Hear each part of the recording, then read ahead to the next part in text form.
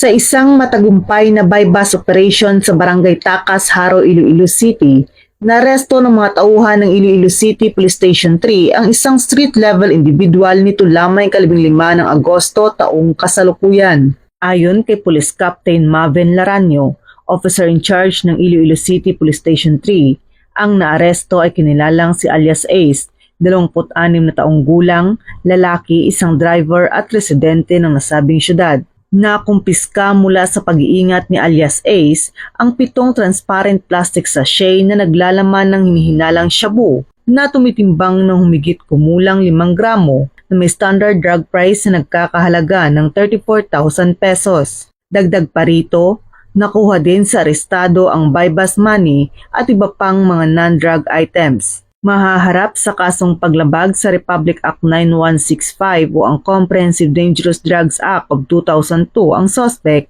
na nasa kusudian na ng pulisya para sa tamang dokumentasyon at disposisyon. Patuloy ang Iloilo City Police Station 3 sa kanilang kampanya kontra ilegal na droga upang masiguro ang kaligtasan ng bawat mamamayan tungo sa isang mapayapang bagong Pilipinas. Mula dito sa Western Visayas, ako ang inyong PNN correspondent, Patrolwoman Charmaine Balansat, alagad ng batas, tagataguyod ng Balitang Pulis.